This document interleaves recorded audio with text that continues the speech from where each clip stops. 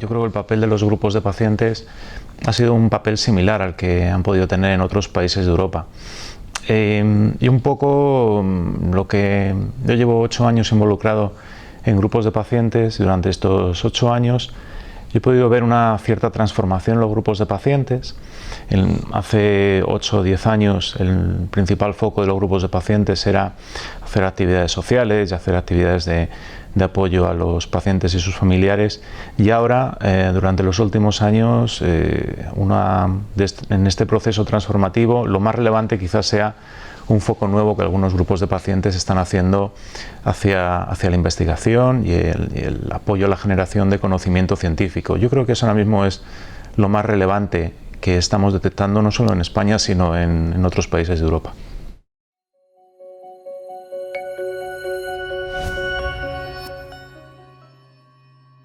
La principal necesidad que se cubren de los grupos de pacientes es el contacto con seres afines, seres que al principio, cuando tienes el diagnóstico de una enfermedad rara que poca gente tiene, pues necesitas estar en contacto con gente que es como tú, porque cuando una enfermedad de este tipo te toca, te hace diferente al resto. Los parámetros con los que hablan tus compañeros de trabajo, tus amigos, tus vecinos, creo que dejan de ser válidos. Entonces, fundamentalmente, es soporte psicológico el principal motivador que te hace contactar con grupos de pacientes.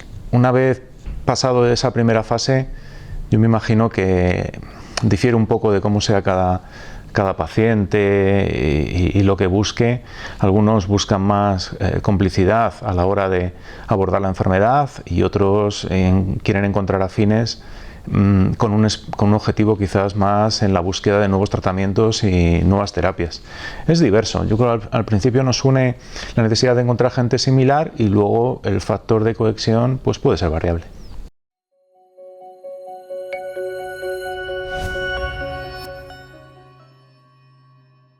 Apoyo entre las familias, por supuesto, y entre los pacientes, eso es evidente. Divulgación, sí, en cierta medida. Lobby, entendido como lobby de hacer grupos de presión, no sé. Quizá parece la tendencia natural o el estadio natural, pero yo creo que los grupos de pacientes tenemos que evolucionar hacia ser actores en lugar de espectadores. Durante muchos años la medicina, la generación de fármacos, la ciencia, los pacientes, que el propio nombre lo dice, paciente que tiene paciencia, que espera y que no actúa, era un rol muy sumiso, y eso está cambiando. O sea, es evidente que el papel de los pacientes sumisos esperando está terminándose.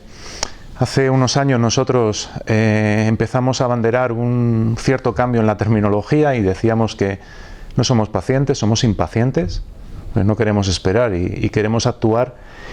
Y yo creo que ese es el destino para los grupos de pacientes en unos años. Yo creo que empezaremos a ver, y ya hay buenos ejemplos, organizaciones de pacientes muy activas, organizaciones de pacientes que lideran la investigación, organizaciones de pacientes que financian inicialmente nuevos tratamientos y que participan en el desarrollo de esos tratamientos.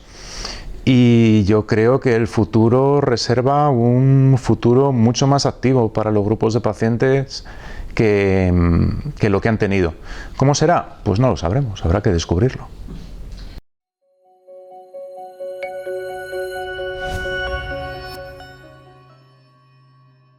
El trabajo que Eurordis, como Federación Europea de Grupos de Pacientes de Enfermedades Raras, empezó a hacer hace 15 años, 20 años, ha empezado a dar frutos. Tener la posibilidad de que pacientes participen en organismos de regulación europeos es un hito importante que cuando lo pensamos desde la distancia quizá no lo vemos, pero cuando estás metido en estos procesos de regulación y conoces la importancia de la opinión de los pacientes en determinados momentos, te das cuenta de la relevancia. Ha sido un hito fundamental en la historia europea. De hecho, pacientes en organismos de regulación como pueda ser en la EMA, no hay en la FDA y no suele haber en organismos nacionales. La importancia es enorme porque muchas veces cuando estás allí, en una discusión científica, en que la discusión científica por supuesto tiene trasfondo humano, se pierde un poco por qué estamos desarrollando un fármaco y cuál es el beneficio percibido que el paciente puede percibir. Entonces es fundamental que el paciente, que es el cliente final del producto, esté en ese proceso de decisión, porque si no puedes volcar tus esfuerzos en hacer un tratamiento que al paciente puede ser que no sea relevante.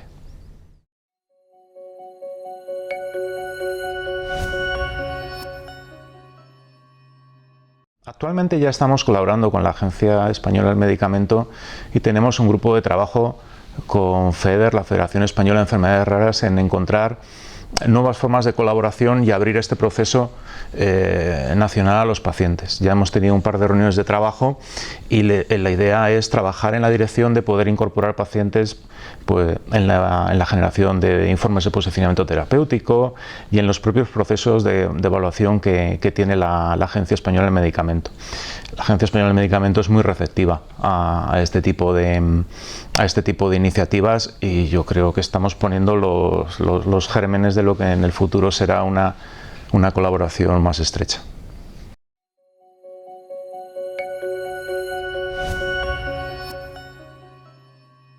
Los pacientes con enfermedades raras somos un corpúsculo especial dentro de los pacientes. En general, los tratamientos que tenemos, los tratamientos para enfermedades raras son pocos. Hay 7.000 indicaciones consideradas enfermedades raras y tratamientos aprobados hay apenas 200 o algo así. Y luego de estos tratamientos que tenemos aprobados, la calidad terapéutica de los productos es cuestionable en la mayoría de las ocasiones. No son productos que sean capaces de curar la enfermedad, en la mayoría de los casos son paliativos. Entonces tienes una situación en la que tienes 7.000 indicaciones y muy pocos productos. Entonces, claro, la principal necesidad es conseguir encontrar tratamientos que permitan curar las enfermedades, porque ahora mismo no es así. Cuando tú te acercas al mundo de las enfermedades raras, te acercas con el objetivo idealista de encontrar una cura. Pero cuando conoces la realidad, te das cuenta de que curas para enfermedades raras hay muy pocas. Muy pocas. Entonces, la principal reivindicación es encontrar nuevos tratamientos que puedan ser curativos y modificadores de las patologías, de las enfermedades. Pero para hacerlo, la forma en la que lo estamos haciendo no vale. Cada año conseguimos designación de medicamentos huérfanos y marketing authorization, autorización para llevarlos a mercado de un puñado de fármacos, muy poquitos. De este puñado de fármacos, cuando llegan a los Estados miembros de la Unión Europea, se da precio para una pequeña parte y se compra una pequeña parte. Es decir, las barreras que hay que pasar para que un producto llegue a los pacientes son muy complejas, largas y llegan muy pocos. Entonces, eso te hace plantearte si la forma en la que lo hacemos va a ser suficiente para dar respuesta a 7.000 enfermedades. Yo creo que no. Porque a este ritmo necesitaríamos unos 500 años para conseguir desarrollar fármacos para todas las patologías. Y eso es una realidad que está ahí. Es decir, la forma en la que trabajamos no funciona para cubrir todos. Entonces, yo creo que exigirá un esfuerzo colectivo como ciudadanos de ver cómo nos aproximamos a este problema y ver cómo entre todos podemos aportar soluciones, porque la forma en la que lo estamos haciendo ahora mismo no va a escalar, no va a ser una forma en la que los pacientes van a tener que encontrar soluciones rápidamente.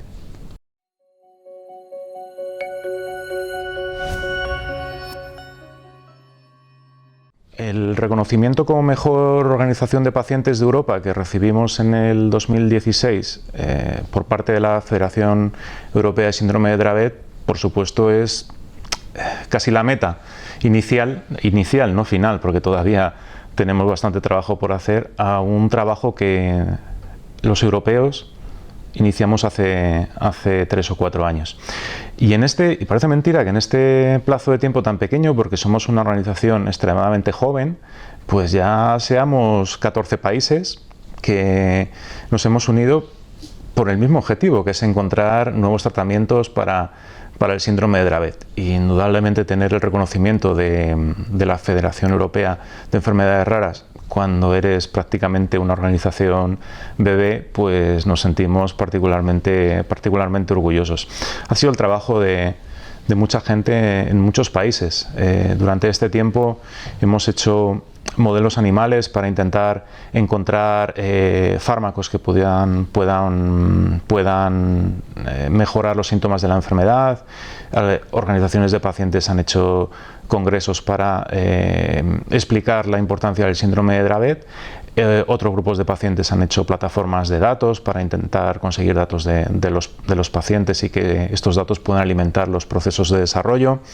Ha sido un esfuerzo colectivo importante y el premio básicamente viene a reconocer ese trabajo.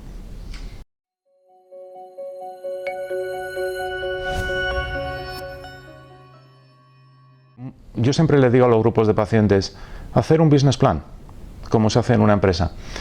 Indudablemente una organización de pacientes no tiene que generar beneficios, tiene que tener otros objetivos, pero yo creo que hay que ser intencional con lo que haces. No puedes lanzarte a hacer actividades porque la mayoría de actividades que vas a hacer el retorno probablemente sea muy bajo. Y yo creo que es importante hacer ese ejercicio de decir qué queremos hacer en 3, 5 años, cómo lo vamos a medir, qué acciones vamos a hacer para llegar a esos objetivos y evaluar las acciones de la organización en base a ese plan que te permita evaluar si lo estás haciendo bien o no.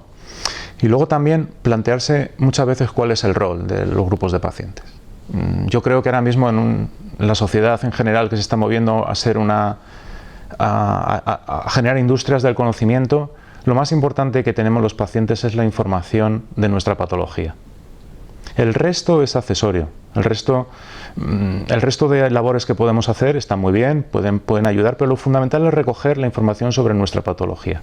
Porque cuando ves cómo son los procesos de desarrollo de fármacos, de investigación, de generación de ciencia básica, de regulación, de aprobación y de generación de precio, te das cuenta que vas a tener que demostrar el impacto de tu enfermedad al sistema público y que no vale de nada conseguir un producto de terapia génica súper avanzado si nadie te lo compra en tu Sistema Nacional de Salud, porque entonces el producto no va a llegar a los pacientes. Y creo que nada puede ser más frustrante que tener un producto que pueda solucionar tu enfermedad y que nadie sea capaz de financiártelo. Entonces, el principal llamamiento a los grupos de pacientes es ese mismo, pensar de forma intencional, ser estratégicos en lugar de tácticos y pensar que el principal activo que tienen los grupos de pacientes no es el dinero ni es su capacidad de movilización social, es el conocimiento que tienen de la enfermedad y sus datos.